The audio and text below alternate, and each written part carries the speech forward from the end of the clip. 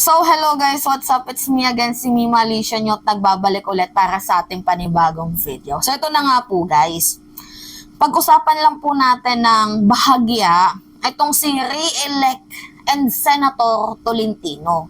Kasi kahit saang banda mo tingnan guys, abay kitang-kita kahit saang anggulo, kitang-kita po kung paano niya depensahan at ipagtanggol itong si pastor mo, Apollo Kibuloy. So basically sa naging interview at pinakita din naman ng mainstream media at nakita ko, sinabi niya na dapat daw po yung mamamayang Pilipino, yung mga senador, kahit sino pa man pong lamang uri ng tao, dapat daw pong respetuhin at igalang ang karapatan ni Pastor Apollo Mo Kibuloy. At higit sa lahat, huwag daw po itong babastusin.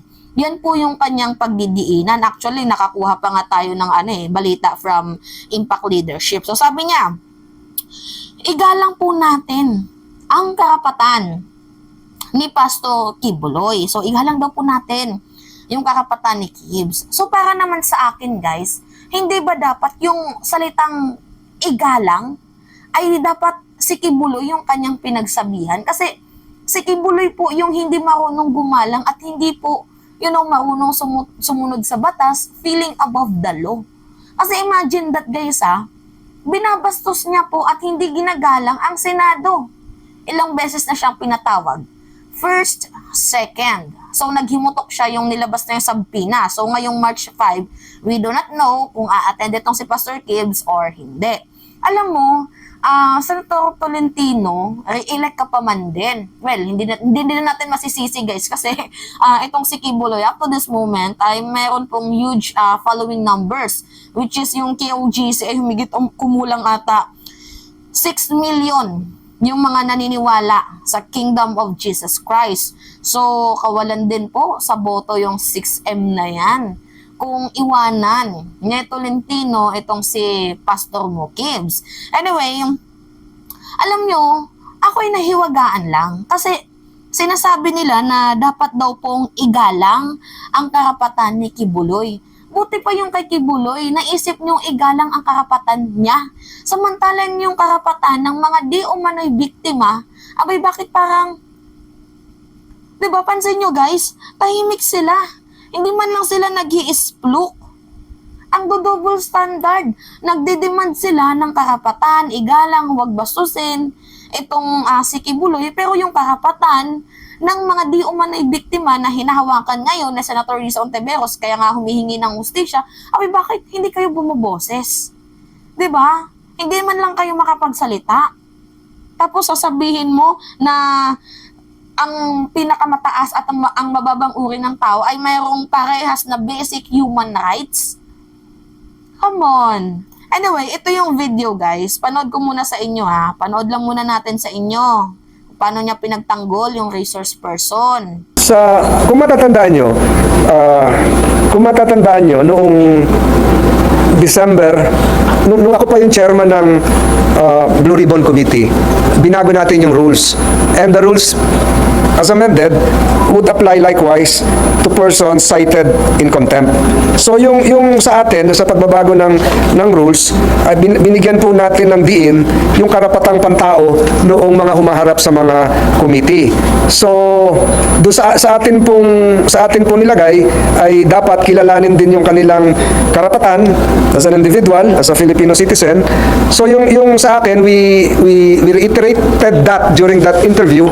Ang sabi ko po ay kung merong pamamaraang legal na gagawin si Pastor Kibuloy sa pagdulog sa husgado, kagaya nung nangyari noong Nery case sa Senado, kung inyo natatandaan pa, wala makakapigil sa kanya. At hindi dapat pigilan yon kasi karapatan niya yon. Kung sakaling siya naman ay dadalo sa isang pagdinig ng Senado, kailangan din igalang ng komite ang kanyang karapatan. Ang ibig sabihin nun, huwag babastusin, huwag tatratuhin ng bilang isang nagkasala na Una, dahil ang pagdidetermine ng pagkakasala ng isang tao, the right to adjudicate the guilt of a person lies with the court and not with a committee. Maliwanag po yan. Ang atin pong gawain dito sa Senado is to investigate in aid of legislation. It is not the right, it is not the duty of the Senate to condemn and imprison an individual. Because that individual, no matter how high nor lowly he is, has the same basic human right and the right of being the right to innocence, etc., etc. So igalang po yun. Yun po yung sinabi ko ng igalang yung karapatan ni Pastor Kibuloy. Kagaya po nung ginawa natin doon sa mga nagdaang pagdinig natin. So babalik at babalik po yan sa paggalang sa karapatan kung kahit sino man na nandun. Kahit hindi si Pastor, huwag bastusin yung mga nandito sa humaharap sa komite ng Senado. Ang lakas no guys. Meron akong ipi-play na video sa inyo ha. Ang lakas bumoses ni re-elect and Senator Tolentino sa karapatan ng mga resource person. Sabi niya pa nga, how high or low, parehas lamang daw po dapat, parehas pong meron niyang same basic human rights. Eh bakit hindi mo pinitik itong si Robin Padilla nung inastahan niya, nung malapit niya na nga pong murahin at kukutosan niya na yung isang resource person, yung barangay captain, if I'm not mistaken, ito, play ko yung video ha, kung paano binastos ni utol nating hudlom. Dito, Chairman, hindi mo ginawa yung trabaho mo. Dapat kasi tinanong mo din siya kung ano po ba ang sitwasyon, ba't kayo nandito sa barangay. Natural yun eh, yun ang una mo dapat ginawa, Chairman. Huwag mo akong ganun-ganun na sa tenga, uupakan kita, maniwala ka sa akin. O diba? Hindi, katabi mo lang oh. Bakit hindi mo pinitik? Baka naman tayo nagsulukuhan dito. Ano yan? Meron kayong mga political bias? Ha? Diba? Ang lakas po, guys. Kita nyo naman, ang lakas bumoses na dapat irespeto ang karapatan ng isang resource person, no matter high or low it is, makaka-receive po yan sila ng same basic human right. Katabi mo si Robin. Halos upakan niya na nga itong resource person, yung barangay captain.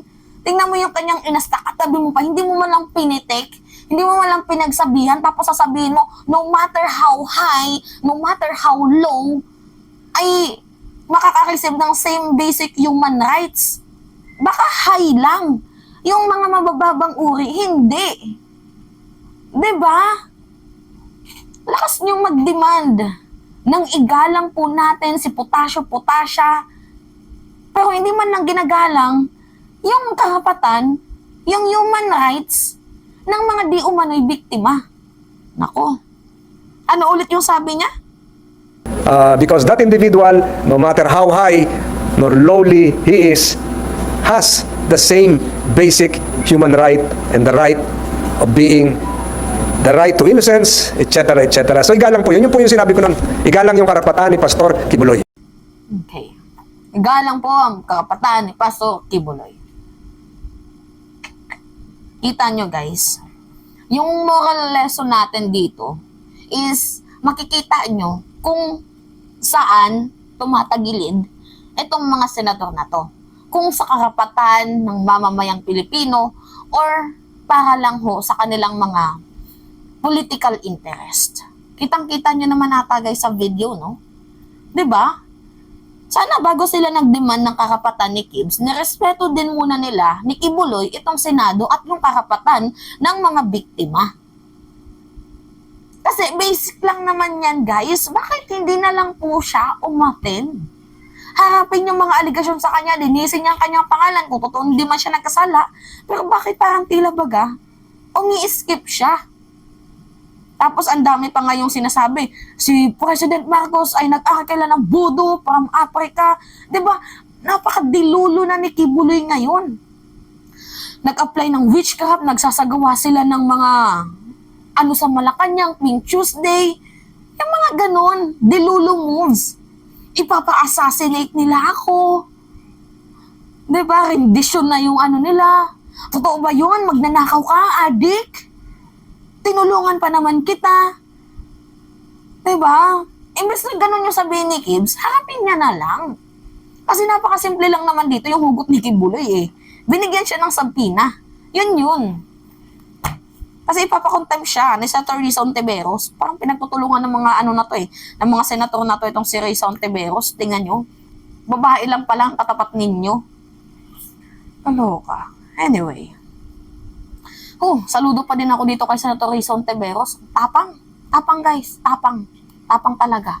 Kaya, Sen, cross our fingers na lang.